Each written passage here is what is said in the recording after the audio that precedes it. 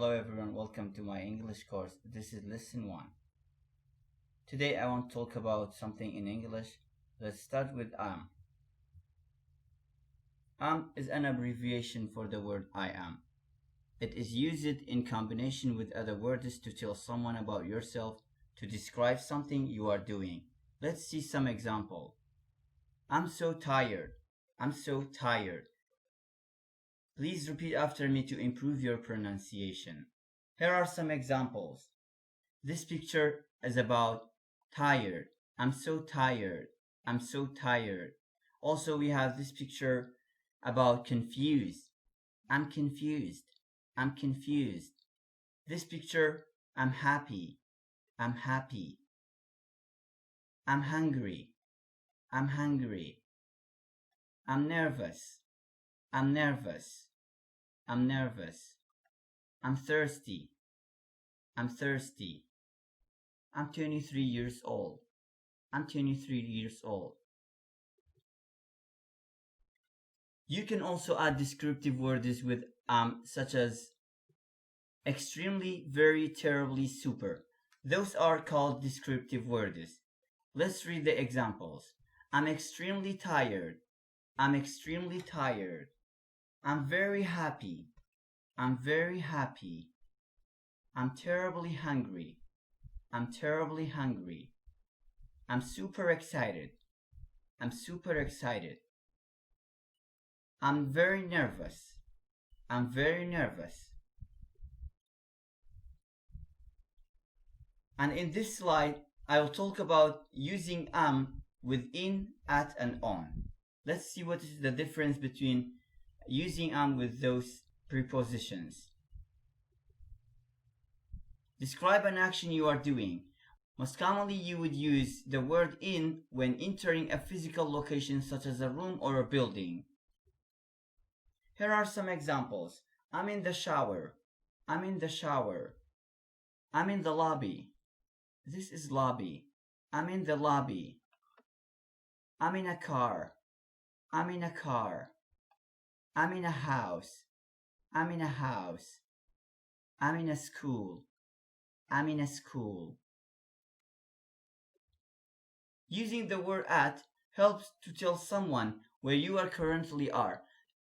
The difference between at and in is that the physical location is general. It means when you use at, it's for those places are general, like grocery, mall, doctor's office, park, airport. Those places are physical general location. Let's read the examples. I'm at the grocery. I'm at the mall. I'm at the doctor's office. I'm at the park. I'm at the airport.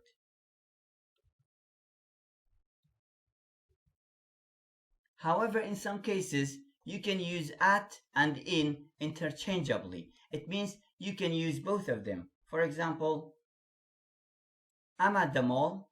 I'm in the mall. You can use both of them as you like. I'm at the park. I'm in the park. I'm at the grocery. I'm in the grocery.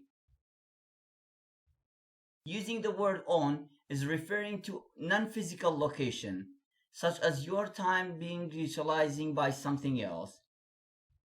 Here are some examples. I'm on the phone. I'm on my computer. I'm on a bus.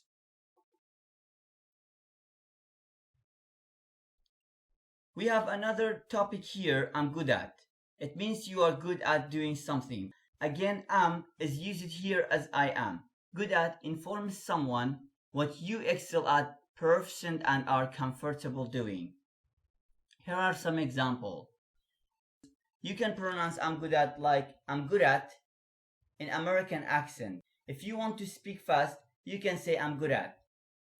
Let's see the example. I'm good at swimming. I'm good at swimming. I'm good at driving. I'm good at driving. I'm good at reading. I'm good at reading. I'm good at writing. I'm good at writing. I'm good at dancing. I'm good at dancing. I'm good at chess. I'm good at chess. Let's see some examples from native speakers. Well, it means that I'm secure in what I'm good at. That's not what I am good at. As a leader, I know that if I'm good at one thing, and that's part of my trustworthy. When he took IQ tests, adding, I'm good at those goofy questions. Things you can do as a leader. Like, I'm good at a couple of things and I'm not good at a ton of things. Another about 40% of them, or I'm good at math or I'm bad at math. We have a fixed sense of our intelligence. And so when you actually understand yourself, you know how many people are listening right now that love athletics? Is I know what I'm good at and I know what I'm not good at. Only spend more time doing the things that I'm good at. As you see, in American accent, they don't pronounce just like I am good at while they're speaking. They speak fast, they just say I'm good at, okay? In this slide, I will tell you about the importance of reading English phrases and sentence patterns. You want to improve your English speaking but don't know where to start. You know a lot of English words but have a hard time making sentences in English. Do you know why? The reason is you don't learn common English phrases and sentence patterns. Do you? If you master just one common English phrase or sentence pattern, you can make hundreds of correct sentences. This is the easiest way to make sentences in English. Let's see some example. Today, I will tell you 2 common English phrases and sentences with some example. The first one is I can't say. Let's listen to the examples. I can't say. Examples. 1. I can't say for certain. 2. I can't say who did the best. 3. I can't say with any certainty that eating less can be a cure for obesity. Dialogue. So who do you think will win the NBA championships? I really can't say. Both teams this year seem really good. Hey, there's a game on tonight. You want to watch it with me? That sounds great. Can your brother watch it with us? Well, I can't say. He said he'd be home late from work. Let's see some examples from native speakers about I can't say and I can say. It's like GMOs is similar. Like I can't say I'm 100% pro-GMO or 100% anti-GMO. Having city. I can't say enough about Istanbul. No, I can't say that. But for this purpose, I came to this hour. This is the reason I came. This is why I'm here. I can't say enough about what you're doing. But I can't say now. She said, whether he did or not, I can't say. But she said, I know this. When he would talk in that language, the demons inside me were terrified and they understood him. English teacher. As you know, some piece of advice I can say if you're going to be a teacher in a foreign country, an English teacher, definitely try to do your research a little bit more. You can do one of these, I can do this, but you try to do them together. So that's my lesson out of it. But message of the book was, if I can do this so easily with these things that don't matter, what do you think people with more resources? If I can do this, anybody can do this. That I can do this, even if no one else sees it for me, I must see it for myself. But what I can do is make the current situation better for American workers and American businesses that are trying to export there. So today, I can announce that nationally, we have now reduced the number of homeless veterans by 47%, nearly half.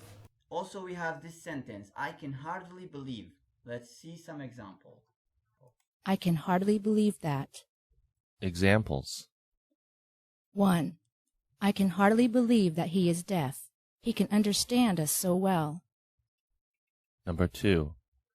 I can hardly believe that Paul was put in prison for bribery. 3. I can hardly believe what I have seen. Dialogue. I have some bad news for you. What's the matter? Our company has been having some financial troubles, and we have to lay off some workers. Really? I'm afraid so, and you're one of the workers whose job we'll have to cut. I can hardly believe my ears. I never thought I would lose my job here. Let's see some examples from native speakers about I can hardly believe. I can hardly believe that it was 2 years ago that I had... Icebergs float by. I can hardly believe my eyes. I'm actually here. Oh my gosh, I can hardly believe what we're learning here in just 30 minutes. This is amazing. When I talk to young people today about these episodes, they can hardly believe. 1,000 students, I can hardly believe it. 6,000 is a lot of students. This is the end of our lesson. Hope you will get benefit from this lesson. Thanks for watching.